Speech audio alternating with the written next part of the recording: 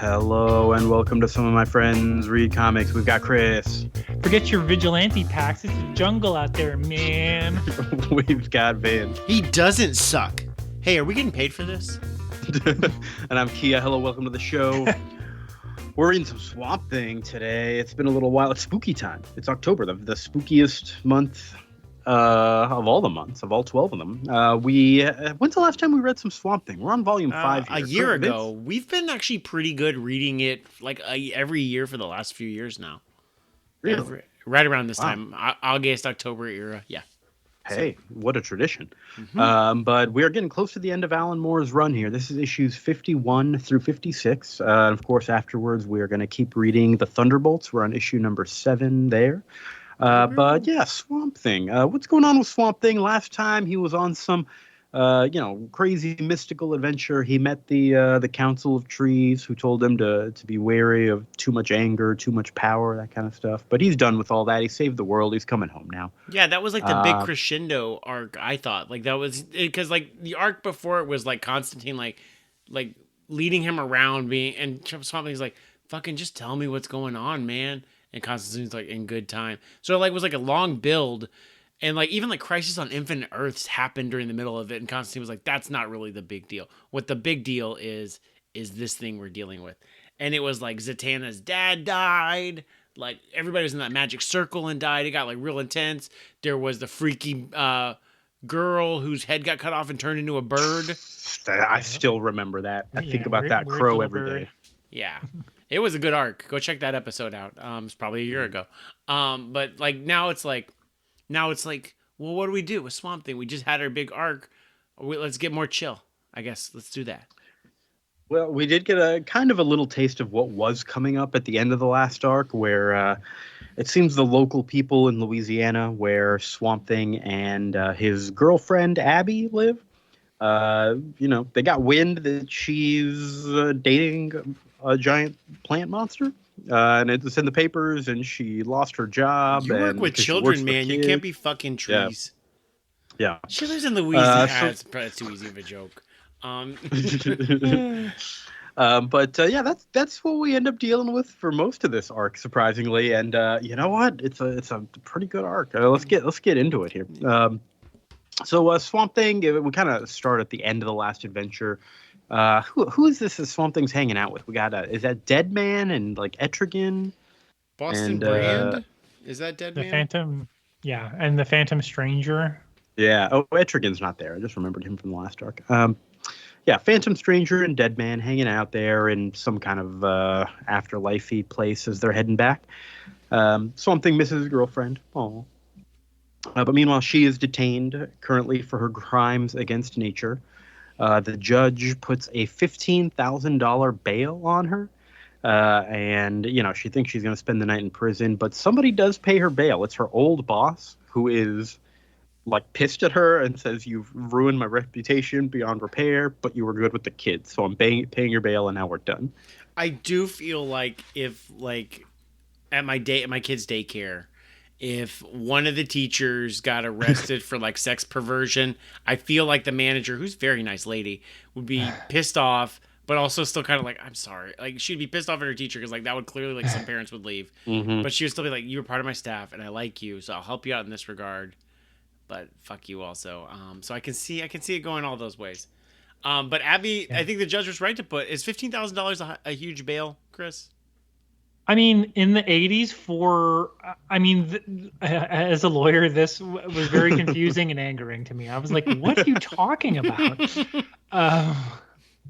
Because the public defender is like, you're screwed. And I was like, how? Like, what do they have? Like, who's going to testify against you? Like it's actually very easy. You can just be like, no, like that was just my boyfriend wearing a mask. Like, like what is the case? I don't understand. Yeah. Like, but they're like, "Oh, you're screwed." I was like, I don't understand how at all she's screwed.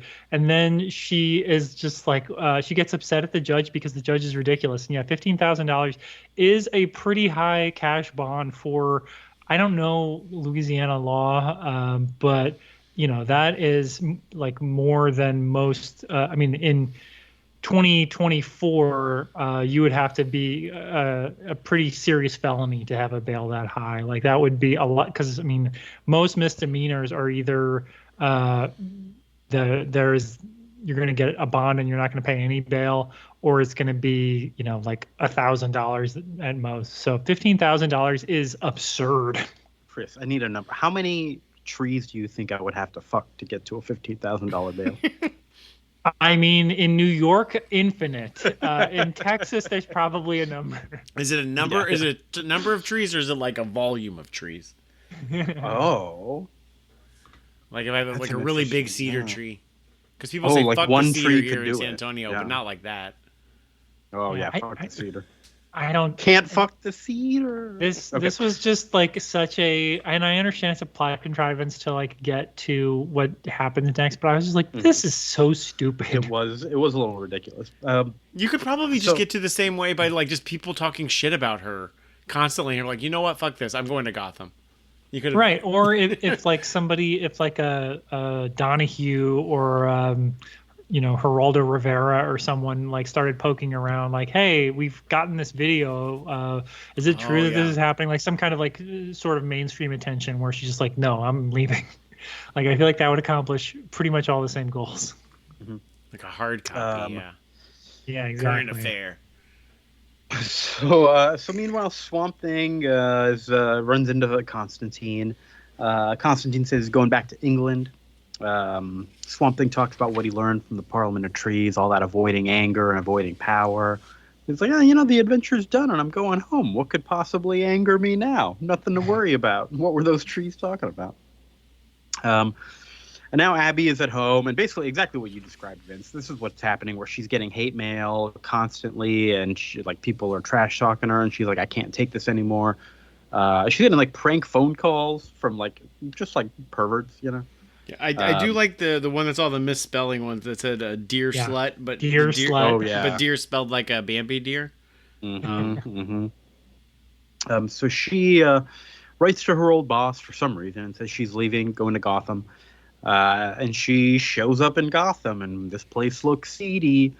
And she immediately runs into some hookers and starts asking them for help. And they're like, "Oh my God, I love your hair. How do you get it that color?"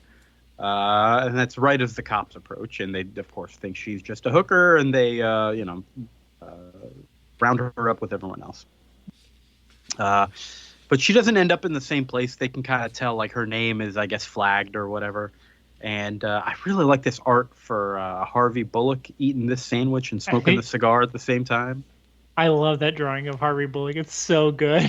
It might be the panel of the week right there. It is disgusting. He is just like deep throating that. Like it is disgusting. He's not wearing a hat. Also, it's not the classic Harvey Bullock you're seeing. He's indoors. Oh, okay. Yeah, no hat. I want to back up a second. Vince, deer slut, is that Feline from Bambi? Got her. God. Yeah, it was kind of Twitter page there. Yep. Meanwhile, Swamp Thing is looking for Abby. He gets home and kind of like, oh, where is she? Where is she? And he sees the headline. Swamp Thing sees the headline: Monster Sex Queen skips bail.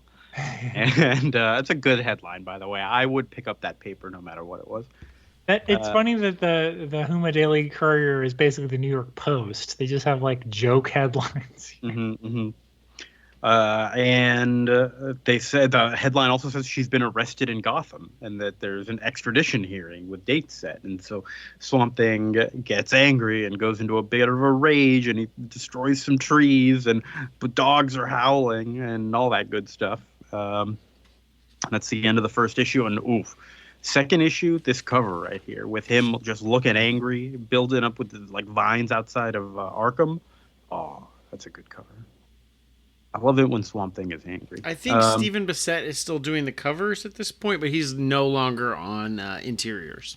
Yes, it's now switched to Rick Veitch here for this. Who did some of our other stuff too, along with John Totalbin, who I think is in here too. But Bissette is gone. Bissette wrote a really nice foreword in my collected edition, by the way. So nice. I did not read it was too much text. It was a lot of text. He was like, man, like this Abby shit is more interesting than the Swamp Thing shit. And I was like, he's not wrong. Like after reading that, like it's pretty good. Like Abby is, it's like I guess the Captain America, Death of Captain America. Like, you know what? Abby's still a pretty interesting character, even without Swamp Thing. I'm on board with her plot. And we're kind of at the point. I mean, it's funny, he does Watchmen like a year from now, like or contemporaneously, like when right around. I guess he's about to start it pretty soon here. But like Swamp Thing is in full like Dr. Manhattan. Like he is. It's kind of hard to relate to in a way because you're just like, okay, like he's God. Yeah, and he's angry. Yeah, this is 86, 87 is what this is. Okay. All right, so let's jump into issue 52 here. Swamp Thing zooms to New York City, leaving a wake of plants behind him, just like plants springing up. Oh, sorry, what did I say? Oh, yes, Gotham City. It's the same thing, although they do mention this. I think in this arc that Metropolis and New York City and Gotham all exist, and there is a New York in DC universe. I don't like it. I don't like it. I know it's weird. Not my New York City. New York City. Get a Swamp Thing. But I do. I just love this. It reminds me of the Flash when the Flash is running and there's like a little trail of fire or whatever behind him that they'll draw sometimes. But it's just like greenery, and it's so beautiful. It's funny because it's just like a cut, like it's like a green streak across a farm field. Yeah, that's pretty cool. And meanwhile in Gotham, we see Commissioner Gordon and Harvey Bullock talking to Dwight Wicker from the DDI. Did they ever actually say what the DDI stands for? No, I don't know. I don't think so. Not here. Maybe way back. The Department Interior. The Department of Department Interior. That's got to be it. And this guy clearly is evil because he has a giant scar over one part of his face, over his eye. And he's there. He's happy because he has finally tracked down Abby Cable. He has been trying to find the Swamp Thing, more importantly, who killed some general that I think maybe used to be in his spot or a leader in his organization. But General Sunderland. And I guess this was part of the stuff that happened before Alan Moore's run, yeah? Or was this is this all just being made up here? I don't remember. Yeah. This did happen, but I think this was before. Well, maybe it was early in the Moore run. I don't remember. Because I remember Arcane had some sort of government connections, but it wasn't that Sunderland or whatever. Yeah, it doesn't. All the details don't matter too much, but the point of it is that this guy is, I don't know when we discover this, but I'm going to say it now because this guy is trying to just kill everyone and silence them, like anyone who was involved with the connection of the death of this general, because they don't want the truth getting out and they just want to silence all the witnesses. But he's looking for Abby to lead them to Swamp Thing. But Bullock's done his research. He's like, hey, Abby's husband used to work for the DDI. And the DDI was involved with their house getting bombed, and now that guy's in a coma. So Bullock and Gordon kind of don't trust this guy, and they're like, Gotham deals with monsters our own way. And we see Arkham Asylum and Swamp Thing unearths over there, and the Joker's in this book. He's just kind of like, hey, cool, look, it's Swamp Thing, and that's it.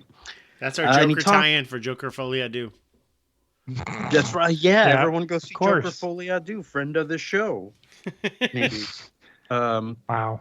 Who's the guy? Is that Joaquin Phoenix? Joaquin Phoenix. Yeah. Yes. Yeah, that guy's a friend. Maybe. And some of our friends read comics. I don't know if Joaquin is our friend. Does he read comics? Great. I bet he's read comics for sure. No question about it. But Swamp Thing went to Arkham because he kind of got a signal off of this guy, Woodrue. Who is this? We've seen this dude before. He was in a previous arc. Yeah. He was something man. The Floronic man. Floronic. Oh, yeah. He was, in the first arc of Alan Moore Swamp Thing. He was the villain. Mm. So this guy's like, oh my God, you've come here to punish me. And He was also played by John Glover in Batman and Robin. He is like the original Poison Ivy's like mentor or whatever. It's like cameo that it's Woodrow. Oh yeah. Wow. I remember that now. Okay. Wow. How about that? Don't that beat up? What a story. What a world. So Swamp Thing says, no, I'm not, I'm here to, absolve you of your sins. And he's like, oh, hooray, cool. Meanwhile, Abby is doing the perp walk. Everyone is, calling her names and stuff. And the Gotham Women's Action Group shows up and wishes her luck and hands her a rose. And then Swamp Thing starts talking to her through the rose. And he senses her and he's rushing towards her. And then at the trial, she's just in another world. She's not listening to anything. All she's like listening to is this rose. She's talking to Swamp Thing through it. And everyone is staring at her, thinking she's crazy. Like, did y'all do the psychic evaluation? And she's just talking to herself. And she's like, you want me to do what? Oh, okay. She drops the rose on the ground. And Swamp Thing bursts up out of it through the courtroom floor in like a body made of rose vines. Oh, what a romantic. Hell yeah. So you just carry around a plant all the time and you can summon your boyfriend? That's pretty fucking cool. That is pretty good, Such a great drawing too, the full page spread of his face. Although it does kind of remove any chance of a defense she might have had of like, it was just my boyfriend in a mask that you were saying, Chris. He can't do that anymore now that this has happened. I mean, well, now, but after that, the judge railroaded her and all this other nonsense, it's like, okay. Yeah. She's already being she tried to seek asylum in Gotham and Gotham's not having it either. It's time to start a riot. And also Batman's defense later is going to be much better than anything else. It will be, yes. Which again, Batman kind of makes the point that I would have made like right away. Like, what are we doing here? Yeah. Takes him a minute though. So Swamp Thing is going into a rage. The police say they're going to open fire, but Abby doesn't want any violence. She says she'll be fine. Swamp Thing still wants to fight. He's like, what, you're going to shoot a forest? Come on. And but Swamp Thing says, all right, let me give you 1 hour to release my wife. But that's after like a nice big speech condemning humans and all that stuff. And he leaves, and he leaves another trail of greenery in his wake. And someone eats the fruit. I was like, oh, is that gonna? We saw that other guy eat like a sweet potato before. Is this gonna be like equally hallucinogenic? We will find out. Meanwhile, DDI guy Wicker is meeting with his team. And he's like, this is when we find out he wants all the witnesses dead. But they are like, how do we kill an indestructible thing? So they paid $10 million to meet with Lex Luthor for 10 minutes about how to kill an indestructible thing. I feel like it would take longer than 10 minutes to like negotiate all that and get the contract drawn up. That doesn't count. There's no negotiation. He's got a set price. The face-to-face is 10 minutes. Yeah, you pay for it. Otherwise, you're dealing with his people, or he's just talking about money. Okay. Yeah, this is like one of those things where it's like, oh, what do you want, $10 million or 10 minutes with Lex Luthor? All the grind set people. I want to pick Lex Luthor's brain about how to kill Superman. That's worth more than $10 million.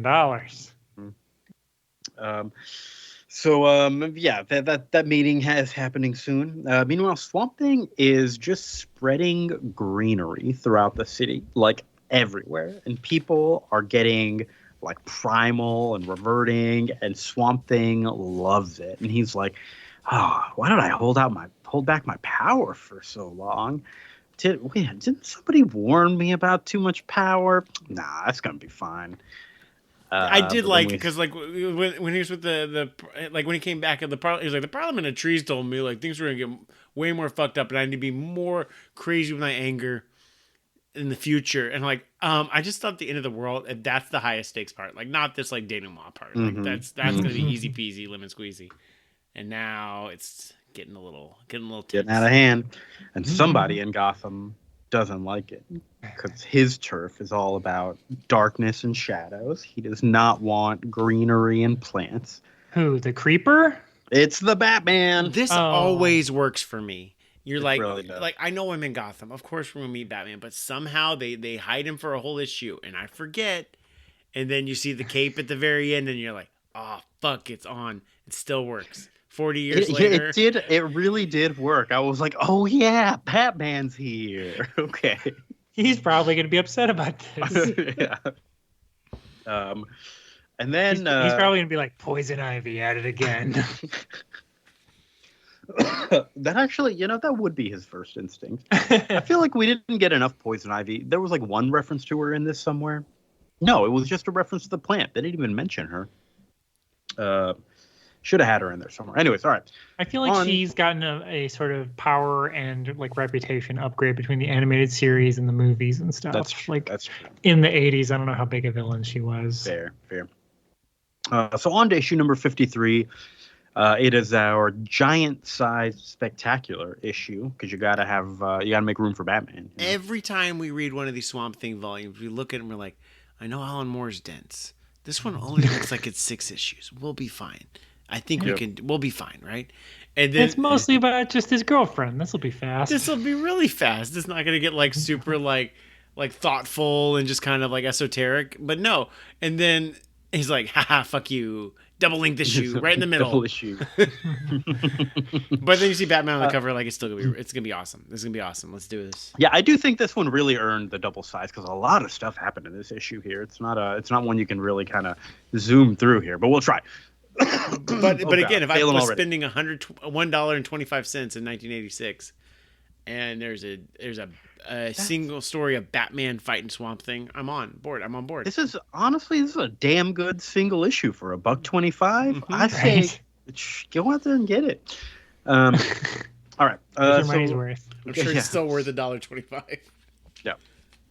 So Gotham has been overrun. It's all over the news everywhere. The highways are covered in moss. You can't get in or out. Also, some hooligans released caged animals from the zoo. Everything's going wild. Yeah, there's roots growing up everywhere. Things are getting destroyed. Yeah. Batman is meeting with Commissioner Gordon. He says, I met Swamp Thing once before when he was less powerful. I'm gonna try and talk to him. Commissioner Gordon is not happy with the way things are. He calls this place a green hell, but he's wondering how many of the citizens don't want it to change. Also, the art here, John Totalben for this issue, this very kind of realism style for Commissioner Gordon sitting there smoking his pipe. It's a nice little picture. I don't love it. I like the other art a little better. But it's just it's not airbrush. It's just like it looks different though. It's nice to have something a little different. Mm-hmm. One of these cops are kind of complaining about the forest and everything, and one of the cops eats a sweet potato. Oh, first he's like, hey, we got to load up the trunk with sweet potatoes. And the other cop is like, no, I already filled it up with berries and tomatoes and stuff or something. But one of the cops eats a sweet potato, and he goes, also, hold on, why are people just biting into raw sweet potatoes? What is this? Who does this? These taters are good, though. These are drug taters. Yeah. They're drug taters, and they have it gets on the news after that, where the newscasters like stay away from the sweet potatoes. They have an unidentified hallucinogen in them. We don't know what's in them. It's not good. And so, of course, they become more popular with everyone wanting these drug potatoes. The DDI is meeting with Lex Luthor while Swamp Thing keeps spreading around and loving it.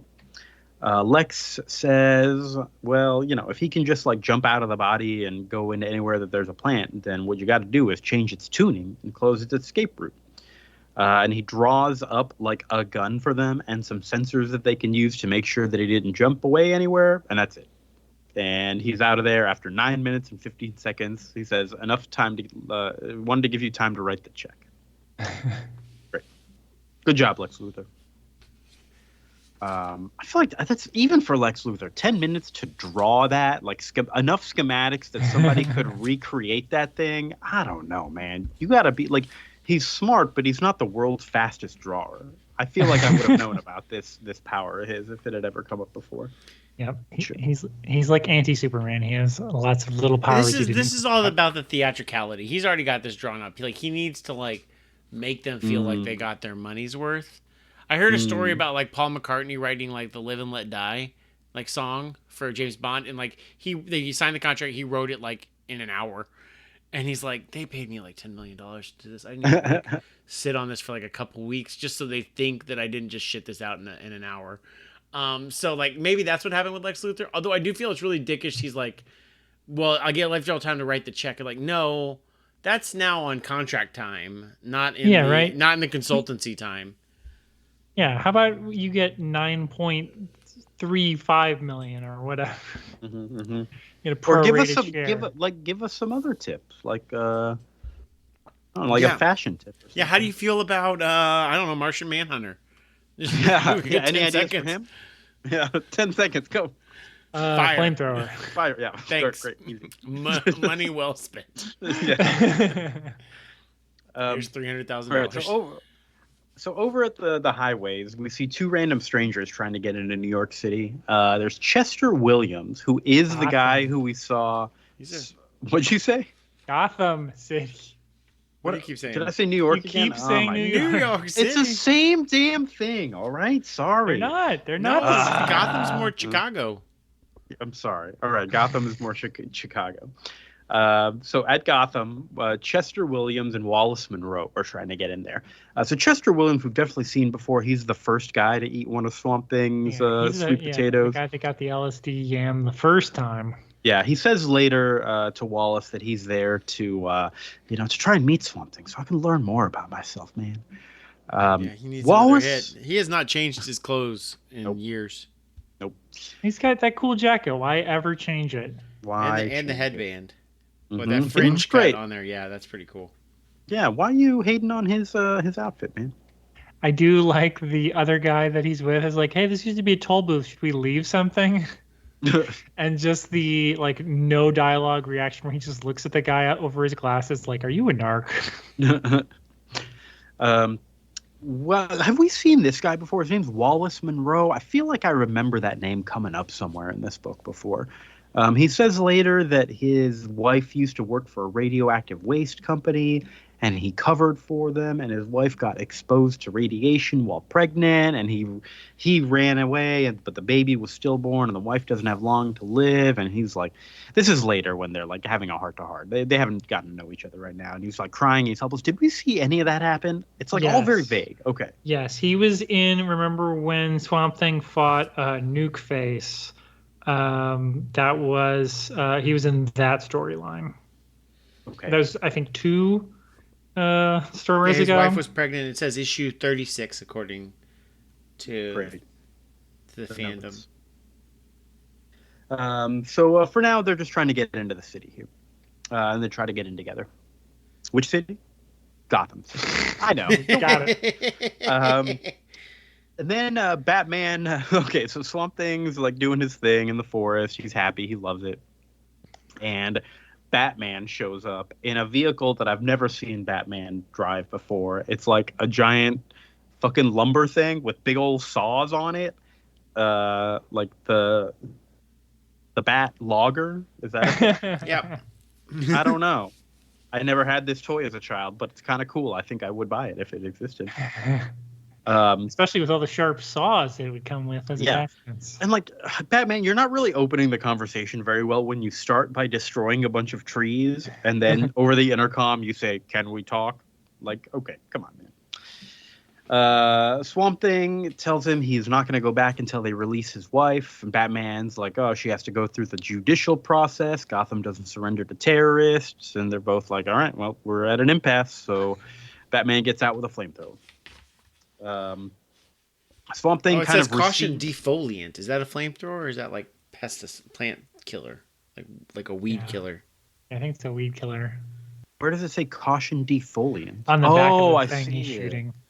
Oh, what's a defoliant? It is, according to Google AI, this is our first AI consultancy. Whoa, friend of the show, Google AI? Yeah. Whoa. It is a chemical spray or dust that causes leaves to fall off plants prematurely. Yeah, so he's just spraying like Roundup at Swamp Thing. Okay. Not a flamethrower, it's just bug spray. It's going to give plant spray. He does have bug spray later, and that's my panel. He has bug spray. Okay, yeah. But as it kind of shoots at Swamp Thing, he recedes into the ground and then like sprouts back up with Agent Orange is a defoliant, according to Google AI. Yeah. Defoliants have been used in warfare to destroy enemy food crops and areas of concealment. For example, the United States used defoliants like Agent Orange. Okay. Yeah, that's what I'm Batman's saying. committing a Batman's war giving crime. himself cancer now. The Geneva Convention has something to say, Batman. So Swamp Thing sprouts up with a whole army of swamp men, I guess. Swamp Thangs? Is that the plural of Swamp Thing? Thang is the plural of thing. Yeah, one Swamp Thing, two Swamp Thangs. I think that's right. And Batman's like, uh-oh. And Swamp Thing kicks Batman's ass. And he says, tell your people that you work for that it's going to get much, much worse if they don't release my wife. I want her back. Now you know what you're dealing with. The mayor is meanwhile meeting with Gordon and Bullock. And Bullock kind of notices the floor is shifting and a giant Swamp Thing head pops out of the floorboards to warn them about it. And then his consciousness fades out of it, and this like head just stays there in this destroyed floor. I love it. So cool. I love how much I feel like it's happened in other issues, but this is the arc where they kind of most seem to explore this idea that, yeah, he can really shift his consciousness from thing to thing, which also means sometimes he'll just leave a husk of a body behind, and that's okay. Which I really like that idea. Like a little locust. Shell or carapace is out in my house. Yep. His glow up of just being able to go anywhere. That power boost a few arcs ago has really come into play really well. Yeah, it's real nice. On the news, they're saying that 30% of people sympathize with the monster. 15% of people prefer the overgrown Gotham. Gotham is the worst city in the world, so I don't blame them. Yeah, for real, I'd be happy with it. Yeah, like, oh no, there's trees. I like the creepy statues and serial killers. Yeah, give me more of that. This jungle has grown over the abandoned amusement park. I don't like this. I think we've learned though with politics recently that you can get 15 to 30% of people to agree to anything crazy. So. Oh yeah, I mean 15 to especially the. Crowd Swamp Thing is attracting, which appears to be mostly like burnouts and other weirdos. Yep. Nudists. Yep. Throw me in there. Burnout nudist. I'll be one with them. But yeah, Swamp Thing is being treated like a cult deity. There's people who are calling themselves as pilgrims flocking to him. And yeah, we got some talking heads on the news about why everyone supports him. This was, I think, your quote, Vince. Yeah. He doesn't suck. Hey, we're getting paid for this. I do like that this comic from 40 years ago has a teacher saying that the rainforest will be gone in 40 years. They're still there, but I think because we consciously made sure they were still there. Yeah, fair. They're a lot smaller, which is bad, but they're not completely gone. Yeah. I do like, fuck you, they're still there, you're stupid. 40 years ago, it's like, well, Vince, there was some intervention that made it so they're still there. Also, Category 5 hurricane on its way. Will probably hit Florida by the time this episode is out. The second crazy hurricane of this year. So it's not like when Swamp Thing is like, if nature shrugged, you would all be gone. It's like, well, that's probably true. Yeah, indeed. We have all of the pilgrims who are just kind of like sleeping in the foresty areas, like outdoors around campfires and stuff. This is when Wallace and Chester have their little heart-to-heart about their motivations. Chester has already gotten some of these sweet potatoes. He loves these things. They're like gold to him. Wallace is talking about his wife, his baby, all that, and Chester offers him a sweet potato. I'm sure that'll help him cheer up. Yeah, he's in the right frame of mind to go on a drug trip. Because he's like tears, streaming down his face. But that also like enacted like if you were like a bad person, it like made you like have your worst nightmare though. So like right, yeah. Again, it is a like LSD type drug, and he's like very upset about his wife having cancer and everything. So yeah, this is gonna be great. We don't see him take it, do we? I don't think we don't see the trip or anything. Other things happen first. We have Batman talking to Gordon and Bullock. He suggests, or is that the mayor? Yeah, Gordon and the mayor. And he suggests maybe they should, give up Abby, give Abby back to Swamp Thing. They should surrender. And he's like, what crime exactly did Abby commit? And then bugs start descending on them. Just bugs and bugs and bugs. Swamp Thing is using the plants to attract these bugs. And they're like, all right, it's okay. Batman has bug spray on him, actually. Is that that's your panel of the week? Yeah. I hadn't spraying his cape. First time. Yeah. Right after Gordon's like covering his nose, like, we can handle bugs, and I'm like, I could not. I don't like getting bit by mosquitoes. My yard is seeded to them most of the year between the hours of 5 and 7 p.m. I'm not messing with bugs, but I do love Batman with that little bug spray because he's so casual. He's just like standing up straight, like just spraying himself. Yeah, he doesn't say nothing about it. But they start talking about like, hey, what's a way that like maybe he's tired and he's out of plants and that's why he's summoning insects. Like, what other plants could there even be in Gotham? And they're like naming some of the other plants that might be around, and they hear this rumbling, and I think someone is like, oh, it's just the subway's underground. I'm like, wait a minute though, the subways are all overgrown. They're not running right now. And they see the giant redwood version of Swamp Thing approaching, stomping his feet everywhere. This thing is also huge. I love every one of the splash panels in this whole volume. I love them. Just Swamp Thing as a different giant type of tree. It's great. Yeah. Well, because they get the redwood because they have botanical gardens. So there's a lot of non-indigenous plants in Gotham because of the botanical gardens, like redwoods, and that's why he can turn into a redwood, which I find very cool. And it's such a and I like that they really are playing with the designs of like Swamp Thing looks different with the seasons and the different weathers, or not weathers, but like different like trees and plants he becomes. Mm-hmm. Like I really love how they always play with that. It's very cool. I feel like he was Hawaiian or tropical in another arc that we read, and I really liked that too. So yeah, I think that's happened. So he's talking to everybody. He's saying, all right, now you can see there's no limits to what I can do. There's flora in the human intestinal tract. Do not tempt me for the last time I want my wife, all that kind of stuff. And Batman's like, oh, it was Bullock. The mayor wasn't there. Batman's like, I want to talk to the mayor now. And Batman is yelling at the mayor in the office, saying the city is dying because you insist on the letter of the law over love and justice. Swamp Thing has not done a fraction of what he can do. And listen, if you want to lock her up for dating outside her species, then you have a lot of other people that you need to lock up as well. And he starts like naming all the superheroes he knows who are dating other people. And he kind of ends with like, and there's that one guy up in Metropolis as well. And the mayor's like, oh, okay. Yeah. Right? That's the part where I'm like, why? What is the crime here? Yeah. I like Starfire's she's a cat. She's an evolved cat. They're fucking cats. Are you gonna throw her in prison for that? Which Batman throwing his own ward under the bus, Nightwing dating Sharp. Mm-hmm. Look, she's dating. My ward is dating a cat. It's fucking weird. Maybe that one should go to prison. I don't know. Batman working out some things. What if at first I thought he should go to prison.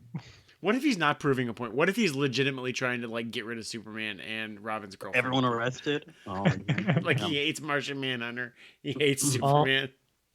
All perverts.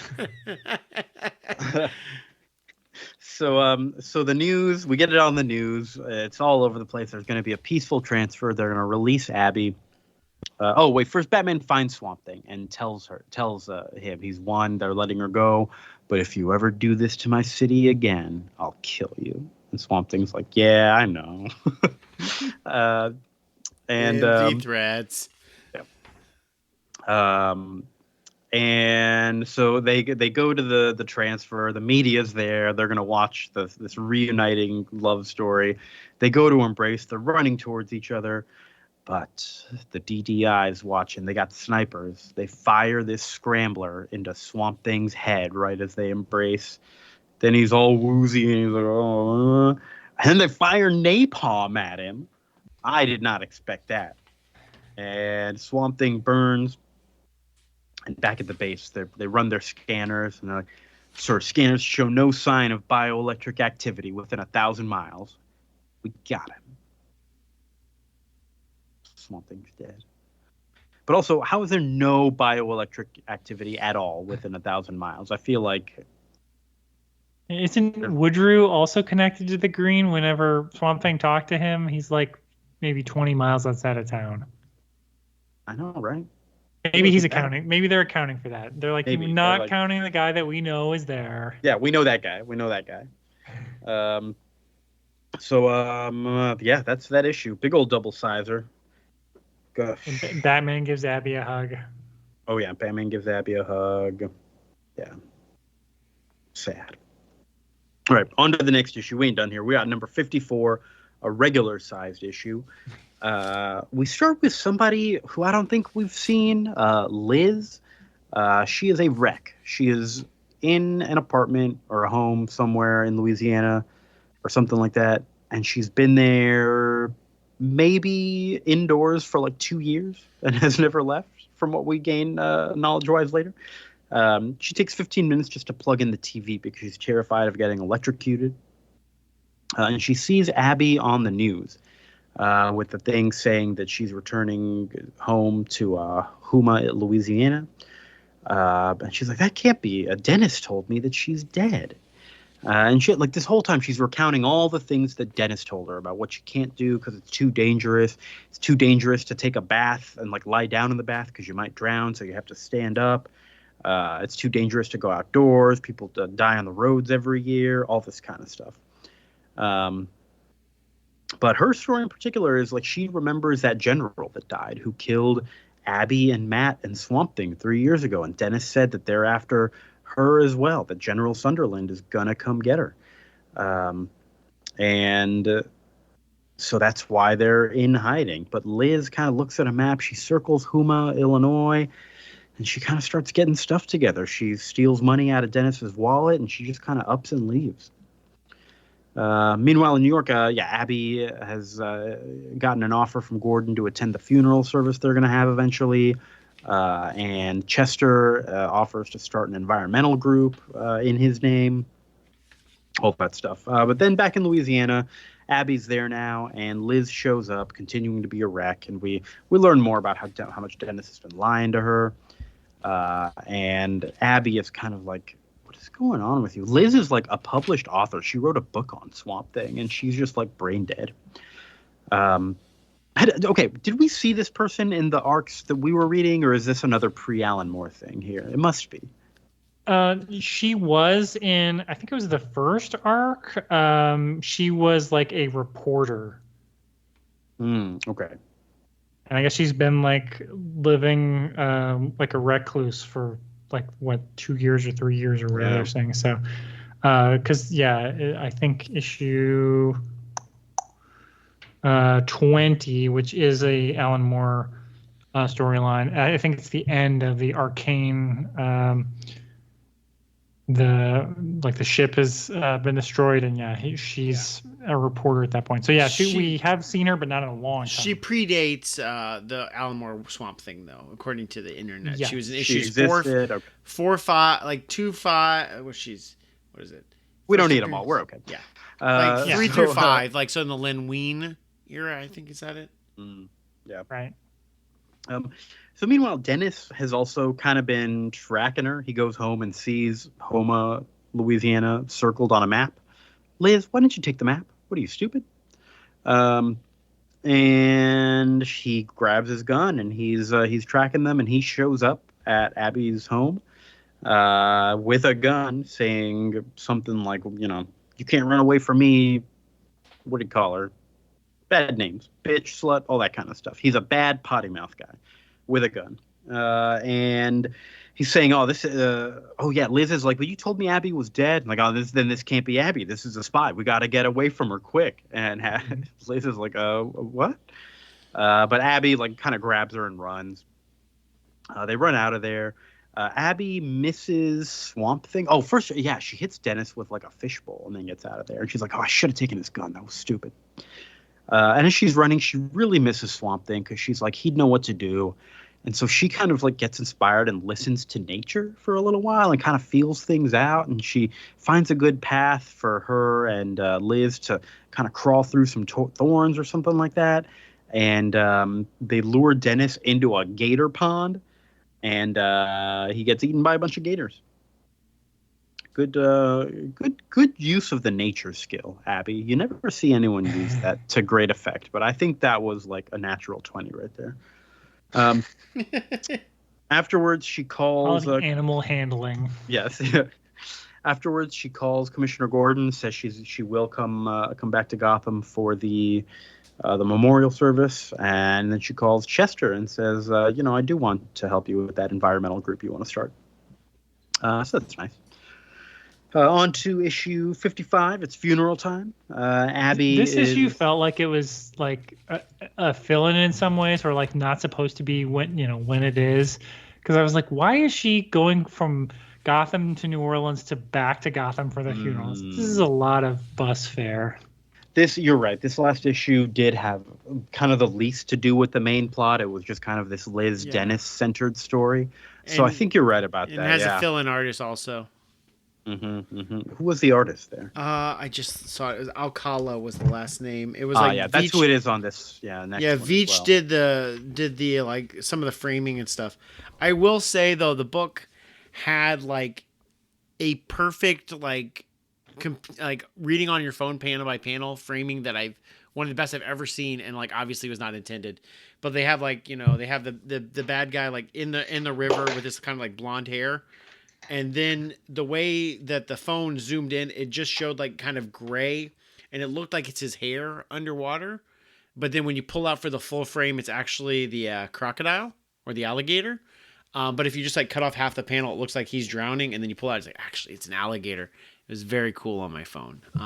I was very proud of it. I was like, damn, DC Universe, y'all did a really good framing device for your panel by panel. Y'all usually don't do that for this book, but y'all did this. And it's nice to see the alligators who were evil in that Pogo issue where they attacked the cartoon alligator. Oh, that's right.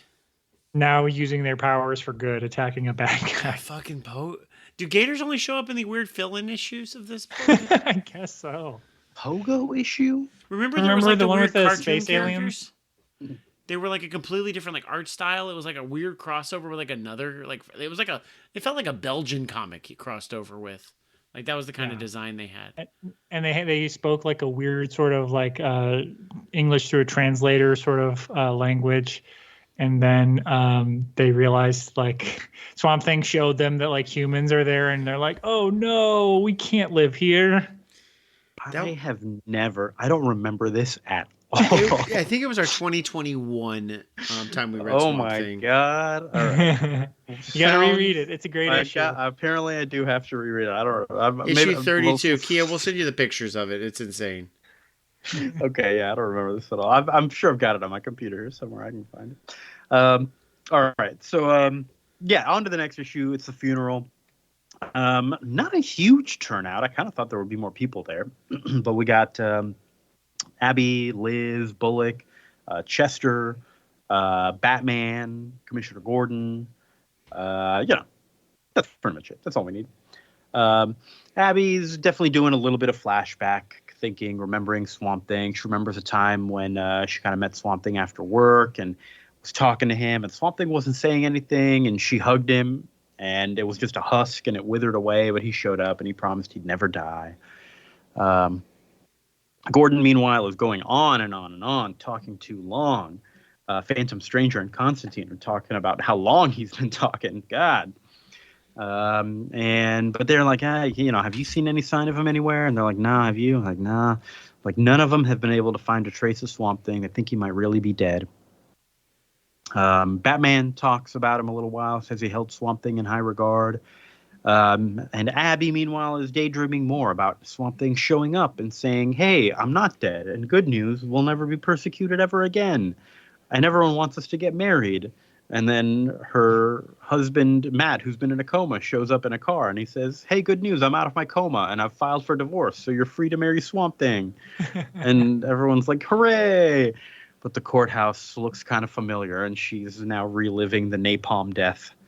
And yeah, not great. Oh, I thought that was real. Oh, sorry. Then some weird-looking guy shows up, a little nerd, and he says, "Hey, my name's Boston Brand." And I'm like, where have I heard that name before? He's like whispering into her ear kind of creepily, like, "Hey, I knew the Swamp Thing, and I checked out all the places in the afterworld, and I didn't see him, so don't give up hope." And she kind of slaps him. He's like, "Mr. Brand, leave me alone." And this guy's like, "What? Who's Brand? My name's Delamar." And Bullock like drags him away, like, "Come on, drunk guy, let's get out of here." So I guess that was Phantom Stranger. Is that Boston Brand or is that Dead Man? No, that's Dead Man. Dead Man. All right. Dead Man is communicating through this poor guy who is now in trouble for whispering too close. What it would have been fine if she just didn't whisper in her ear so close. That was the creepy part. Batman gives Abby a chance to speak, but she has nothing to say. She plants a rose on the statue. And she monologues for a little bit afterwards, kind of accepting that he's dead. I think we skipped over it, but at some point Batman told her, like, "Hey, I kind of know how this goes. The best thing to do is just kind of accept it and move on. That's got to be your first step, But would you say that she considers Swamp Thing a kiss from a rose on the grave? Baby! Nope, I would not say she considers that because he's dead. Okay. No. All right. I guess not. Not a kiss from a rose. Maybe she did give him a kiss from her. Okay, something like All right.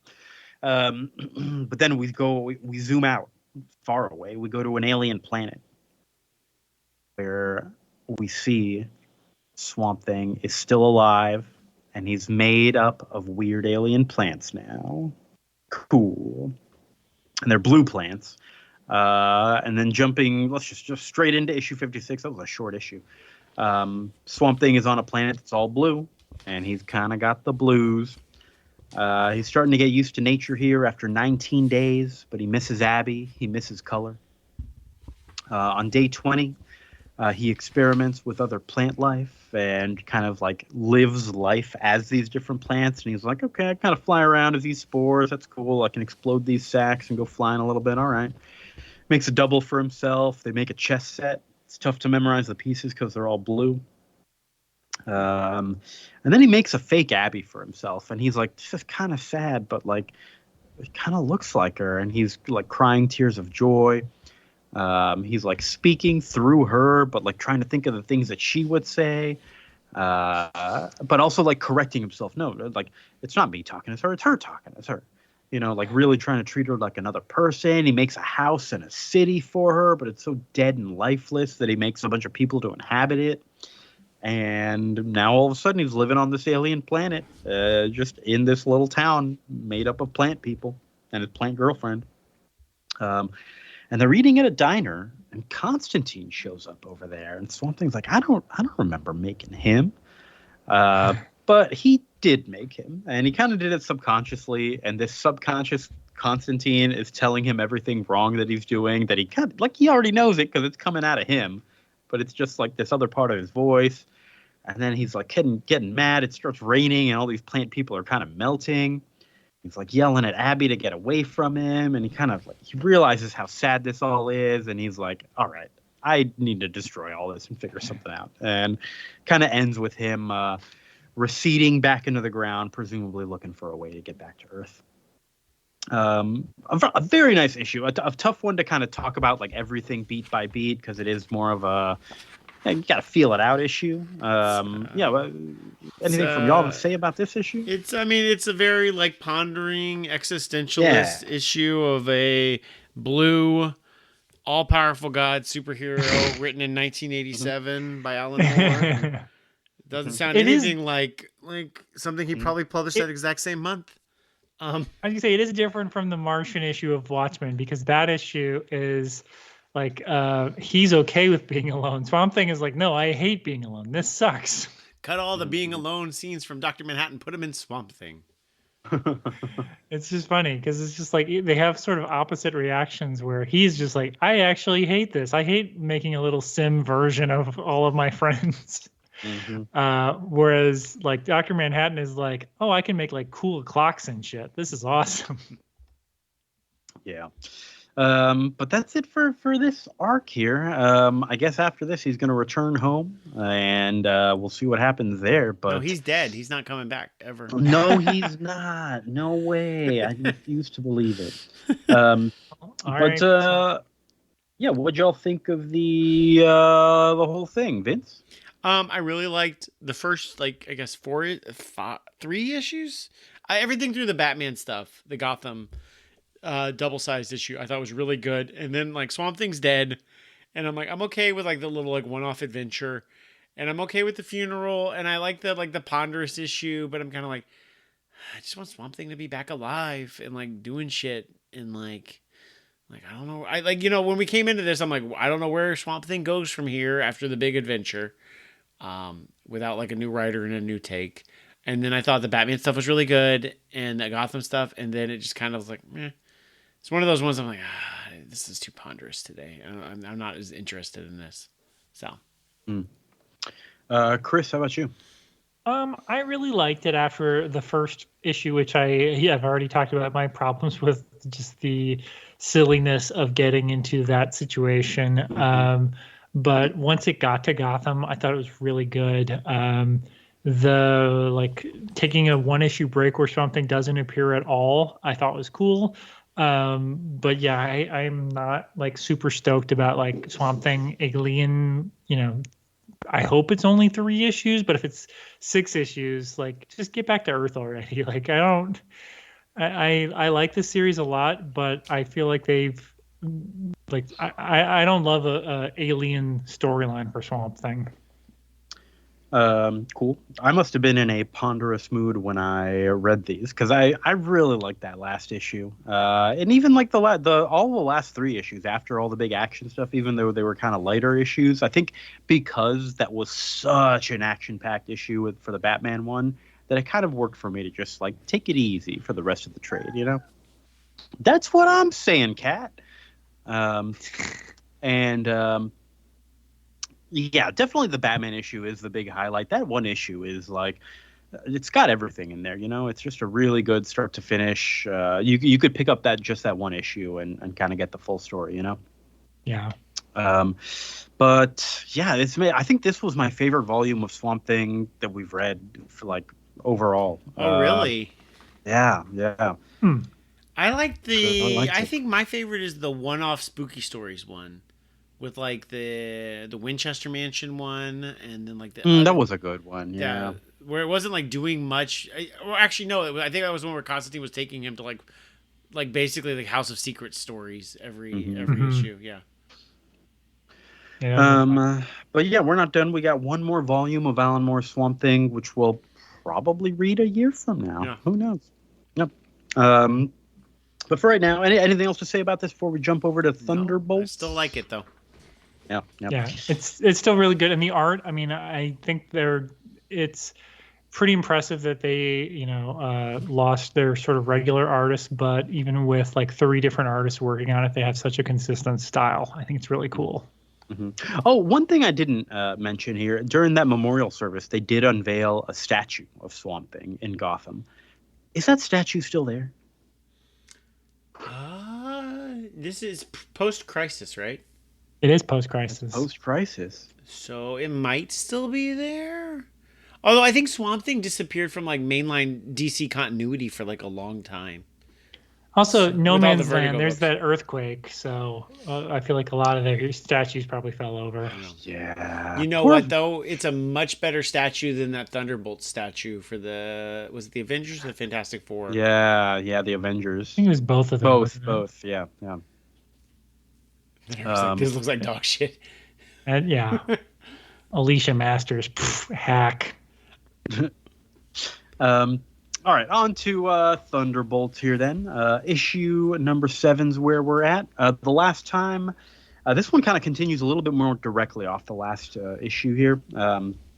They'd been fighting the elements of doom. Which is funny because it's a guest artist and half guest writer. Oh, yes, it is. I did not really care for this guest artist here. Who was that? Was it your boy Roger Stern as the guest artist? Did I read that correctly, Chris? No, he's the plotter. Okay, yeah. I saw guest and I was like Roger Stern. I'm like, wait a goddamn minute. I don't think he draws. Jeff Johnston was the guest penciler, and a little rough. Is that Jeff John's son? He's got to be very young. Oh, it could be. But we are picking up right there where the last time they fought the Elements of Doom, they're very powerful. They asked again for the Avengers files, and Dallas Reardon said, I can't really get them that quickly. We don't know what's going on. Citizen V lost his shit, said, no, we're not helping anymore until we get those files. And we open with the Thunderbolts team going after the Elements of Doom anyways, without Citizen V, without Baron Zemo. I guess we should. They're villains. For anyone who's just joining us, they're villains. Don't go back and listen to the last 6 episodes. Maybe somebody saw the trailer for the Thunderbolts * movie, and was like, oh, they're covering Thunderbolts. I won't listen to the previous episodes. They'll definitely tell me all about Florence Pugh as Yelena Belova, right? Oh, no, never. Completely different Thunderbolts. And we get a little recap from the Thunderbolts about how mad Zemo was, and giving everyone a direct order. Nobody's going to go. But Jolt, who is not the villain, she's just a kid on the team, she didn't feel right about it. Meteorite saw it as an opportunity to drive a wedge between everyone, and she's like, we should totally still go. I do like the Jolt's line. Everybody else like, Citizen V's gonna fucking murder us. He's gonna kill us. And she's like, I mean, was you just saying that like how your like dad is gonna be like mad at you that like you snuck out, right? Like he's gonna kill you. I'm like, no, he's gonna straight up murder us. And they're like, okay, guys. Yeah, they're like, yeah, you don't know him the way we know him. Yeah. She kind of, it's pretty easy to convince everyone to join. Atlas is, maybe he'd have his doubts, but he's too stupid to make up his own mind. And Techno is the only one who's maybe a little more evil, so she kind of quickly gets in his ear saying, like, hey, if you stick with Zemo, you're gonna be viewed as his bootlicker, like the only one who stayed behind. And he's like, okay, yeah, I'm coming. So they all go out, but Zemo follows them all, watching from the shadows, or sometimes from behind a skinny tree.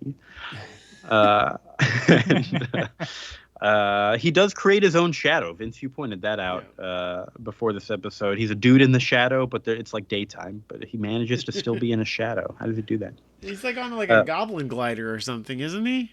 Yeah, he's got his little V, like a V thing. I don't know. Yeah. So the rest of the Thunderbolts show up at this base that the Elements have made for themselves in Central Park. And they go in for the fight, and they are getting their asses handed to them.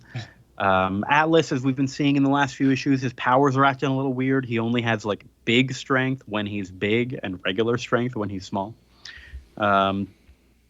What else is going on? Meteorite gets like hit with some poison gas. She's all like loopy. Yeah, they're like, you forgot half the elements are poison gases, and like, oh, right. Yeah. God damn it. Mach 1 gets like totally knocked out. They all get captured. Citizen V is watching from a tree, and he's like, it's not all lost. I can help. It would be fine, but he doesn't help. He just lets them get captured, and he goes home. And he gets back on the phone with Dallas Reardon, and he's like, hey, look what happened. We went out anyways after the Elements of Doom, and my whole team got captured. I barely escaped with my life. So listen, you got to get us those files. He's such a scumbag. Yeah. And then while the Thunderbolts are getting locked up, Jolt like whispers something to Songbird. We find out later that told her to like, hey, make some like sound things around your hands to make your hands thicker. So later you can release them, and you'll be free to get out. Songbird is too dumb to recognize that right now, so she's just like, okay, I'll make these sound things around my hand. I don't know why. Whatever.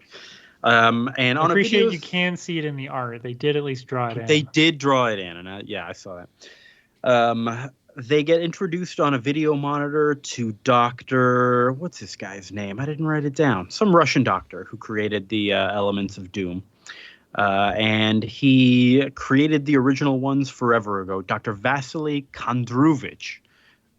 He created the originals way back in the day, and they were originally meant for good, but they kind of turned evil. And he had to build up his name again through the criminal underworld because he couldn't, survive anywhere else.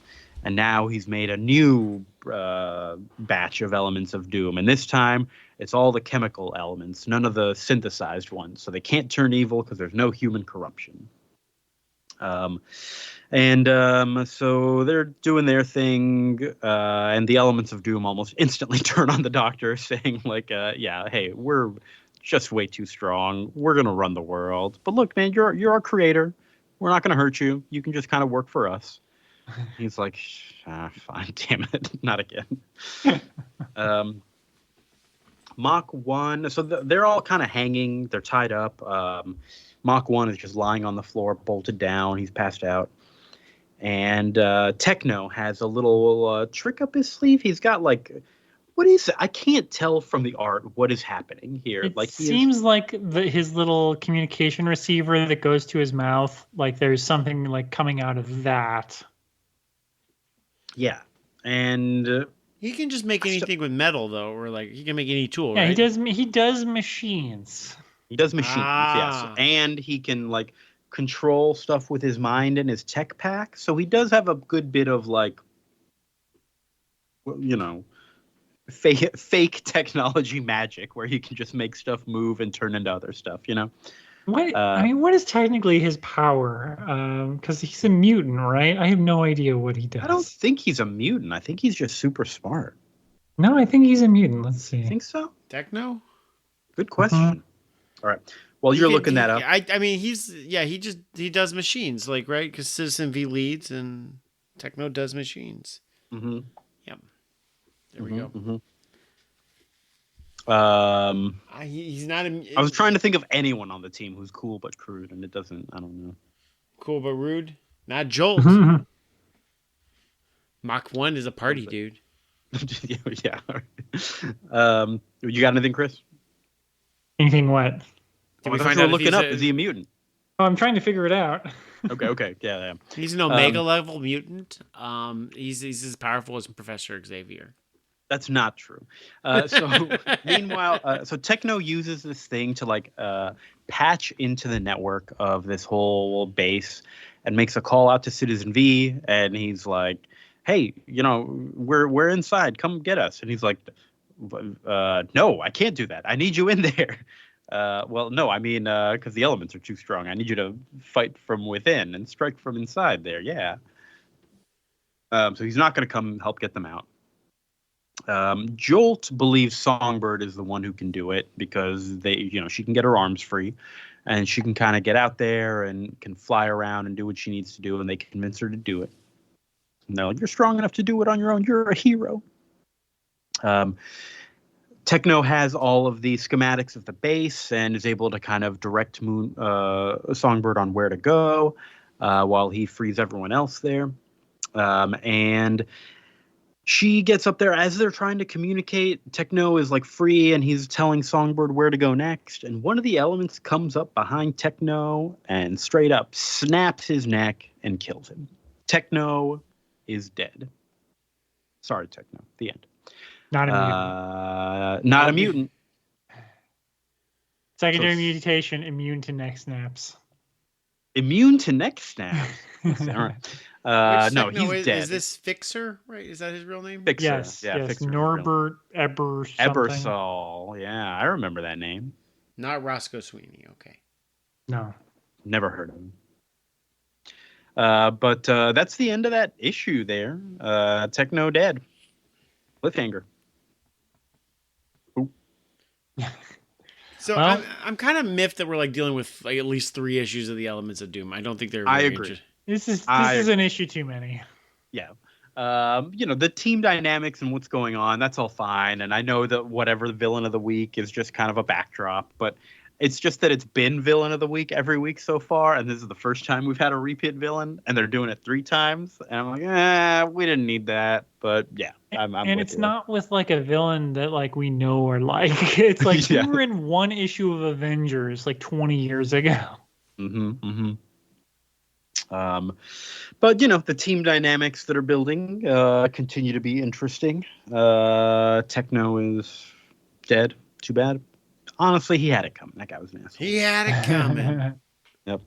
Yeah, I from a story point of view, I like it a lot. I'm still enjoying it, but this was probably the weakest issue, including the annual, which was like half a new issue. It's just kind of like we're not making. I mean, and it's guest artist, guest writer, so this is a fill-in in a sense, and so it manages to at least set up for a conclusion next month. So it's not bad, but it's also like not the best. It's also like credit to Mark Bagley that he manages to make Jolt not feel like creepy, because this artist definitely does. Like the Jolt is not 18. You're just like, okay, this is getting uncomfortable. Yeah, everyone's drawn very awkwardly in this. Some of the faces in particular are just like, yeah. But Vince, anything from you? Nope. I'm liking the team dynamics. I like the first half of the issue a little more. I don't really care about the elements of Doom, so I kind of lost interest there, with the fighting. But like, I like what Moonstone, yes. Meteorite. I like what she's doing. We've killed a team member. That's cool. Citizen V is pissed off. I really like that dynamic, and they're kind of going against him. So like, are they trying to be heroes? I think they are. Just like I think we talked about this maybe offline or something, like the morality situation. Like if they're put in good situations where they don't have to be like scrapping, they can do good moral decisions. They don't have to, but like when their backs against the wall, then that's when they would do bad decisions and be bad guys. So I like that, like half these heroes want to be hero, or half these characters want to be heroes. I think that's really cool. Yeah. It's good. I'm very pleased. Kia, I think you tried to get me this like 20 years ago, and I had a hard time with the first issue. But I'm glad 20 years later I'm reading this and I'm very much enjoying this. This is probably one of the better long reads we've done. It's people grow, people change. Yep. Some people don't like Thunderbolts. Some people do like Thunderbolts. Viewpoints can change over the years. It doesn't have to be a right or wrong situation, even though you were wrong for 20 years. Yeah, I was going to say, I was right. Let me just point out, I bought these issues as they were coming out and liked them then. So I was right 27 years ago. Ooh, if you predate my rightness? Wow. I know. Even I was the first one to be right about this. But you know who's right now? I'm right now. But right here and right now? Yeah. That should be your nickname, Vince Right Now. Is that Vince Right Now? I feel like if somebody, like a one-word last name, Right Now. I'm Vince Right Now. A good last name. I might take that. Okay. Vince, is it okay if I take that last name? That'll be me on a current. Yeah, that can be you on Current Affair. That can be your host name. I'm Vince Right Now, here with Mary Harris. Right now we're talking about this woman in Houma, Louisiana. She's fucking a swamp thing. We'll cut to Vince Right Now, who's out there. Yeah. Oh, that works perfectly. I think that got me. Marge, all right, well, Marge, listen to the music. She's evil. But I think that is it for this episode here. Next time, we're of course going to continue Thunderbolts number 8. We've got the full regular team back with Kurt Busiek and Mark Bagley, and we're going to jump over to some Hellblazer. We got a little bit of Constantine in these Swamp Things, but not a ton. And we've never read any actual Constantine comics here, so we're going to take a look at Hellblazer. We are doing number 41 through 46, which is when Garth Ennis took over the book. Vince, you were saying one of his first major writing jobs in the U.S. It's what got him Preacher? Yeah. He got him on, I guess, I'm assuming that Hellblazer was Vertigo in 91. But yeah, it predates, like, that's what got him on the radar and be able to pitch his own stuff like Preacher. It predates his Punisher. He'd probably done some like 2000 AD before that. But like obviously Garth Ennis, Punisher, Preacher, The Boys, which we have read The Boys, so it's not very good. But TV show's good. Comics not. But yeah, I'm just excited. Like I got a taste of Hellblazer, and I'm like, we've not read any Constantine books, and that ran for there's probably like 300 single issues of Hellblazer at least at this point. A lot. So it's a very long running comic for us to not have dipped our toe into. And this one looks good. Constantine's dying of cancer, and he's going to try to con one Lord of Hell into saving his life. So that should be fun. Beautiful. Yeah, this is from 1991. The title of this storyline is Dangerous Habits. I think it was collected like that at some point. It's out of print, but it's all still on DC, whatever. Infinite. DC Universe, DC Infinite. So yeah, that's issues 41 through 46 of Hellblazer. I keep calling it Constantine, but it's Hellblazer. The Constantine comic is called Hellblazer. Why didn't they call it Constantine? Hellblazer. Hollywood had a better decision on that part. Yeah. So join us for that and Thunderbolts number 8. What else we got going on? Chris, how's the Your Stupid Minds podcast doing? Your Stupid Minds is doing great. We just, because it's spooky season, we covered the very first Disney ride turned into a movie, a TV movie on Tower of Terror with Steve Guttenberg and Kristen Dunst. Tower of Terror. Yeah, was that a DCOM, like a Disney Channel original movie, or? It was not a Disney Channel original movie. It aired on ABC on Friday night. I assume around Halloween time in 1997. I don't know. And that Olsen twins double toil and trouble block. Okay. Yeah. That kind of like instead of new episodes of TGIF, we're just giving you a movie. That's so weird. I saw the poll quote when I posted on social media, or the poll image. I feel like that's late for Kristen Dunst to be in a direct-to-TV movie. Like, she'd done Interview with the Vampire by that point. Jumanji's right around that point. Yeah, she'd done Jumanji and Interview with the Vampire already, like 2 years earlier. So this is like, she's probably high school age, but like freshman or sophomore in high school age. Yeah, because like the Gutenberg is like on the decline. I like the Goot, but he's not he's not where he's at. But like Dunst is on the rise. So, and she's already done that Interview with the Vampire. She's good in this, believe it or not. I believe it. I do believe Although it. They give her the most 90s clothes. She wears like gigantic overalls with a backwards cap in one scene, and then she wears like a t-shirt with like a corduroy overshirt, and then like the longest skater pants where you cannot see like her legs at all. It's incredibly 90s. She's ready to go to a skate park. I have so many questions about this. I feel like the Disney Channel original movie pipeline wasn't really there in 97, so it was a little later for those type of movies. And Gutenberg wouldn't have been at that level. Gutenberg was higher than the DCOM. Yeah, he's at least on network TV. Yeah, at least. Okay. All right. Well, I'm going to have to check that out. Your Stupid Minds. Yep.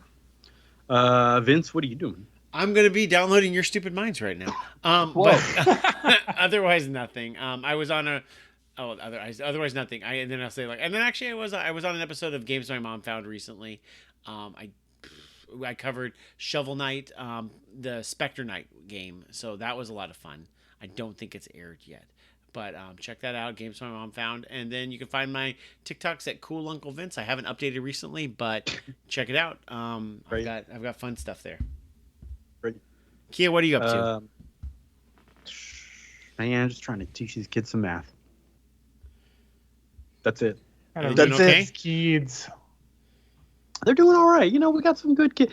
Actually, this is a wholesome thing here. We've had a lot of long-term students who have been at our math program here, and some of them are kind of aging out of the program this year, and a lot of them have been kind of with us through the pandemic since the beginning, doing stuff online with us. Some of them have even been with us since like before that, all that. So it's been nice to see them keep on growing and leaving. And making room for new students here. That's awesome. So a good time of. It doesn't change anything. I'm just still working hard. That's all it is. I got nothing exciting to talk about here. Just children learning math. Just children learning math. That's the lifeblood of our entire world, maybe. Something like that. I think it's time to go. I'm exhausted here. Vince, I love you. Love you too, buddy. Chris, I love you. Hey, what's this sweet potato over here? Chris, don't eat that. Hey, Kia, you look really pretty tonight.